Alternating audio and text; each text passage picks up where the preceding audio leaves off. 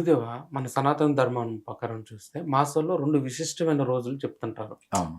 అమావాస్య, పౌర్ణమి. హ్మ్. అసలు అమావాస్య ప్రత్యేకత ఏంటి? ఆ రోజు చేయాల్సిన పూజలు ఏమైనా చేయొచ్చంటారా? ఆ! ఎందుకు చేయకూడదండి? అమావాస్య చాలా అద్భుతమైన రోజు. ఓకే. ఓకే. అమావాస్యని అంటే ఒక చీకటి రోజుగా మనకి చాలామంది అంటే సరిగా తెలియని వాళ్ళు, మిడిమిడి జ్ఞానంతో ఉన్నవాళ్ళు ఒక అమావాస్యని ఒక దుర్దినంగా ఓకే. అంటే మంచి రోజు కాదన్నట్టుగా సృష్టించారు. అసల కానే కాదు. అమావాస్య రోజు ఎవరైతే హ్మ్. బ్రహ్మ ముహూర్తంలో అంటే ఉదయం సూర్యోదయానికి 2 గడియల ముందు. ఓకే. అంటే సూర్యోదయం అయ్యే ముందు ఒక 48 మినిట్స్ బిఫోర్ అంతా కూడా బ్రహ్మ ముహూర్తం కింద లెక్క. ఓకే. ఆ 48 మినిట్స్‌లో మనం అద్భుతంగా లక్ష్మీ ఆరాధన చేస్తారు. ఓకే. ఓకే. వాళ్ళ వాళ్ళ ఇంట్లో లక్ష్మికి కొదవ లేదు. ఓకే. వాళ్ళకి ధన సమృద్ధి కలుగుతుంది.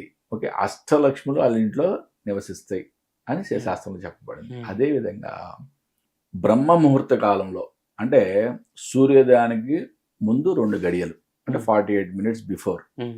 ఎవరైతే శివుని యొక్క ఆరాధన, శివునికి అభిషేకం చేస్తారో ఓకే. వాళ్ళకి శివుడు ఎవరు? ఐశ్వర్యకారకుడు. హ్మ్. వాళ్ళకి ఐశ్వర్యం కొదవుండదు అని ఓకే. చెప్పొచ్చు ఆ ఇంట్లో.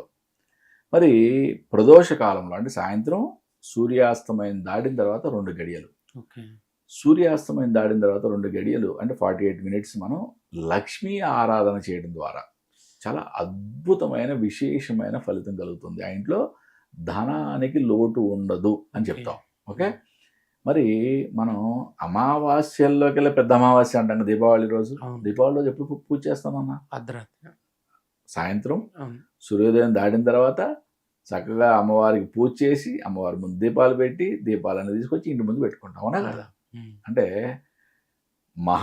పెద్ద అమావాస్య అంటాం దీపావళి. అలా మనం ప్రతి అమావాస్యకి కూడా చాలా అద్భుతమైన ఫలితాలున్నాయి. ఓకే. ఓకే. అమావాస్యని అద్భుతంగా ఉపయోగించుకోవాలి. మనం ఓకే. దైవిక ఆరాధనలో మంచి అద్భుతమైన ఫలితాలు ఇచ్చే రోజు అమావాస్య. అమావాస్య రోజు శివ ఆరాధన, లక్ష్మీ ఆరాధన చాలా అద్భుతమైన ఫలితాలిస్తాయి. అలాగే అమావాస్య రోజు చేసే మనం ఎటువంటి దిష్టి దోషాలకు సంబంధించిన పూజలకైనా కూడా చాలా అద్భుతమైన ఫలితం ఉంటది. ఓకే. చాలా అద్భుతమైన ఫలితం ఉంటది. ఇప్పుడు మొన్న ఆషాఢ అమావాస్య వచ్చింది కదా! హ్మ్. ఆషాఢ అమావాస్య గురువారం రోజు వచ్చింది. హ్మ్. ఓకే. గురువారం రోజు గురు నక్షత్రంలో వచ్చింది. ఓకే. ఓకే. ఉదయం నాడు ఎవరైతే ఒక వీడియోలో చాలా క్లియర్‌గా చెప్పాను నేను. ఎవరైతే ఉదయం నాడు రావి చెట్టు దగ్గర అంటే గురు స్వరూపమైన రావి చెట్టు దగ్గర అంటే బ్రహ్మ ముహూర్తంలో అంటే సూర్యోదయానికి ముందు ఓకే. ఎవరైతే నువ్వుల నూనెతో దీపం వెలిగిస్తారో వారికి అద్భుతమైన ఫలితం. అలాగే సాయంత్రం ప్రదోష కాలంలో శని నక్షత్రం వచ్చింది. ఓకే. పునర్వసు ఉదయం ఉంది, సాయంత్రం పుష్యమి ఉంది. ఓకే. సాయంత్రం ఎవరైతే అమ్మవారి దగ్గర అంటే శక్తి రూపిణి అమ్మవారి దగ్గర హ్మ్. ఎక్కడైనా సరే వారాహి గాని లేదా దుర్గా గాని ఓకే. అక్కడ కూష్మాండ దీపం పెడతారు. హ్మ్. అంటే గుమ్మడికాయతో దీపం పెడితే వాళ్ళకి అద్భుతమైన ఫలితం ఉంటదని చెప్పా. ఎంతోమంది వాళ్ళు పాటించారు. వాళ్ళు చెప్పిన అద్భుతమైన వాళ్ళు వాళ్ళు చెప్పే మాటలు ఏంటంటే నాకు చాలా హ్యాపీగా ఫీల్ అయ్యాను. ఓకే. అంటే అమావాస్యని ఒక దుర్దినంగానో హ్మ్. అంటే దాన్ని అది అక్కడ ఆ రోజు అసలు మనం ఎటువంటి మంచి అవును. కార్యక్రమాలు చేయకూడదు, దైవ కార్యక్రమాలు చేయకూడదనో అటువంటిది ఒక అపోహ మాత్రమే. అది సృష్టించిన అపోహ అది గూడా. ఓకే. ఓకే. అపోహ కూడా సృష్టించారు. చీకటి ఉంటది. దానికి చంద్రుని యొక్క అవును. బలం ఉండదు. అట్లా రకరకాలుగా సృష్టించుకొచ్చారు. కానీ అమావాస్య రోజు చేసే ఆరాధన చాలా విశేషమైన ఫలితం ఉంటది. గురుదేవ, పౌర్ణమిని హ్మ్.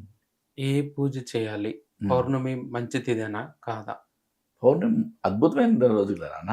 ఓకే. పౌర్ణమి తిథుల్లో మనం అంటే పూర్ణ తిథుల్లో అన్ని తిథుల్లో కూడా మంచి తిథులు శుభ తిథుల్లో అన్నిట్లో కూడా పూర్ణ చంద్రుడు ఉండే తిథి ఓకే. పౌర్ణమి. హ్మ్. ఓకే. అంటే చంద్రుని యొక్క బలం చాలా అద్భుతంగా ఉండేది. ఎలా అయితే మనం అమావాస్య రోజు ఎట్లయితే అద్భుతంగా మనం మాట్లాడుకున్నామో, పౌర్ణమి రోజు గూడా మనం చేసే పూజలు గూడా అన్నీ గూడా చాలా అద్భుతమైన ఫలితాలిస్తాయి. ఓకే. ఓకే. పౌర్ణమి రోజు చేసే హోమాలు, యాగాలు గూడా చాలా అద్భుతమైన ఫలితాలిస్తాయి. ఇవన్నీ గూడా మనకి శాస్త్రంలో చాలా క్లియర్‌గా చెప్పబడింది. కాకపోతే అమావాస్యకి ఒక నెగెటివ్ ఇంపాక్ట్ అనేది అదొక అంటే కొన్ని వందల సంవత్సరాల నుంచి అట్లా తీసుకొచ్చేసేసి మనకి పూర్తిగా అమావాస్యని మనం నిర్వీర్యం చేశారు. అది పూర్తిగా మనం చెప్పాలంటే తెలుగు వాళ్ళకి. ఓకే. అంటే పక్కనున్న తమిళనాడు రాష్ట్రంలో అమావాస్యని చాలా అద్భుతంగా అవును. కొలుస్తారు. అమ్మవారి యొక్క ఆరాధన చేయడానికి గానీ, శివుని యొక్క ఆరాధన చేయడానికి గానీ చాలా అద్భుతంగా అమావాస్యని కొలుస్తారు వాళ్ళు.